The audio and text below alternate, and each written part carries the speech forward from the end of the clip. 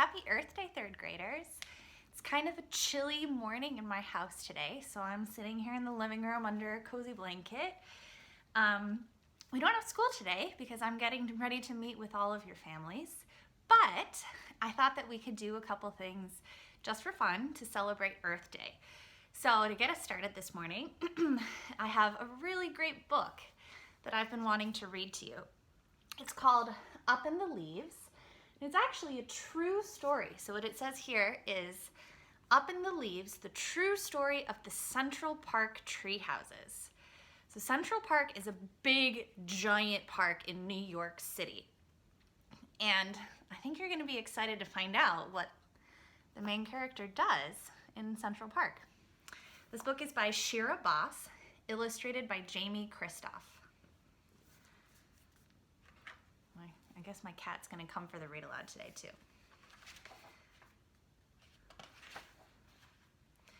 Bob lived in the big city. The city was very crowded. It was crowded with buildings stacked side by side. It was crowded with strangers packed onto trains. It was crowded with trucks honking their horns. These pictures, it kind of looks like our city, especially with the train up on the track like that.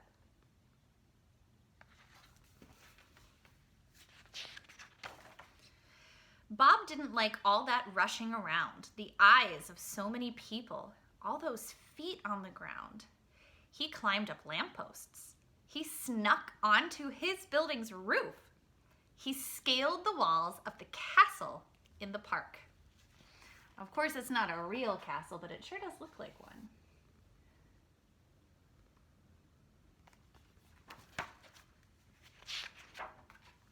At school, the hallways were narrow.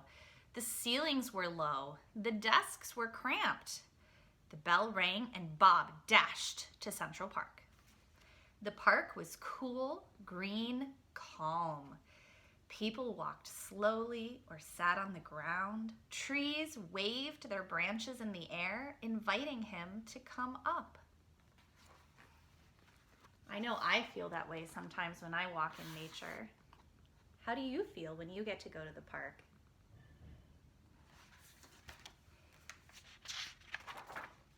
He lifted himself onto a tree limb. He pulled up to another, and then the next. The bark made a path. The leaves made a hideaway. Up and down and up he explored the trees. The fluffy pink cherry tree, the sticky pokey pine. He slipped through the door of a wide beech. It's a beech tree, not a beach like with the sand and stuff.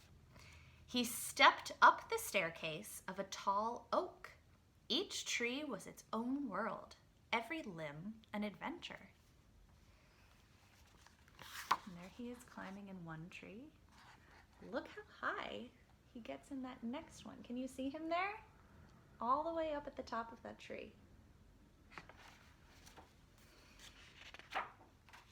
He could see buildings and the people down below, so small. But nobody could see him. This was his own secret spot. He decided to stay.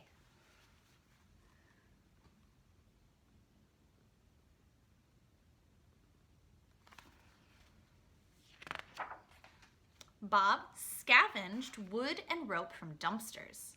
Tap, tap, tap, he hammered. Whoosh, whoosh, whoosh, he sawed. Loop, loop, loop, he nodded. Every day after school, Bob's treehouse was waiting. He hugged the tree's trunk and scampered straight up. The city, roar, clang, bang, fell away. He read books in the hush and shared peanuts with the squirrels.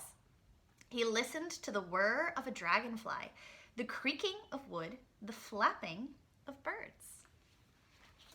So there he is working on building his treehouse, and then sitting in it and enjoying.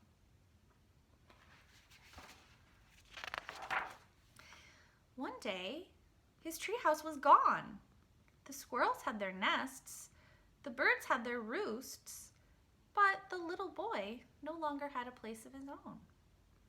Who do you think took down his treehouse? Bob started all over. Tap, tap, whoosh, whoosh. Loop, loop, how he's feeling in that picture. What do you think? What might he be feeling in that picture? There he is, rebuilding his treehouse. His new treehouse was even bigger and better hidden. When rain pelted down and wind bent the branches, Bob's treehouse rocked and swayed. He was a sailor on a ship at sea. Looks like a big gray storm. But fall came. The leaves fell. What happens when the leaves fall? The treehouse was no longer a secret. Again, it was taken away. He no longer had a ship in the sky.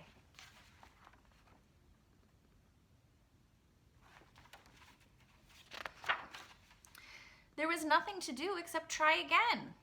Up went a platform, up went the walls, up went the milk crates for tables and chairs. He let down a rope, and up went some friends. I think that would be so fun to hang out in a treehouse with your friends. Bob stayed after sunset and mapped twinkling stars. He even spotted planets. He became an astronaut navigating the cosmos. He even has a telescope he can use to look up at the sky.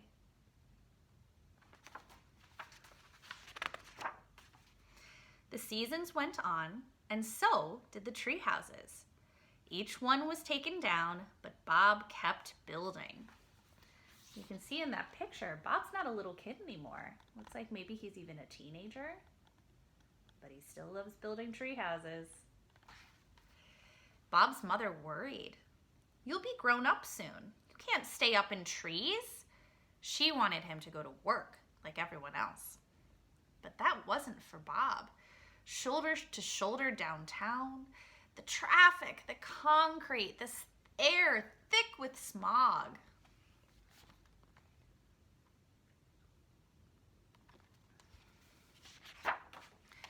Instead, he built the biggest treehouse of all, 5 levels and a bridge. Bob was very proud.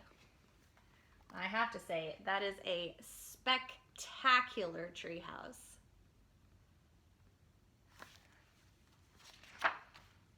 He loved drifting to sleep snuggled under the canopy of leaves. One morning, Bob woke up and heard voices far below. "We know you're up there," they yelled. "Calm down." There's Bob waking up in the treehouse. Oh, there they are. Who do you think those people might be?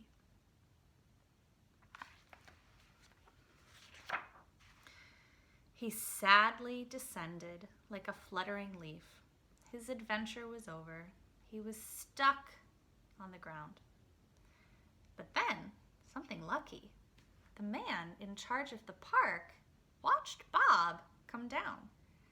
He climbed like a squirrel, sure-footed and at ease. "Come work in the park," the man said to Bob, "and take care of the trees." "A job in the trees? I would love to work here," Bob said. There they are, giving Bob his new job. Every day, Bob walked to work in the park. With his new ropes and saddle, he could climb any tree, even the biggest. He swung all over the branches, up and across from limb to limb. He snipped and he sawed, and he kept the trees healthy. He stuck to his promise to not build any more houses in the park. He certainly looks happy with that job.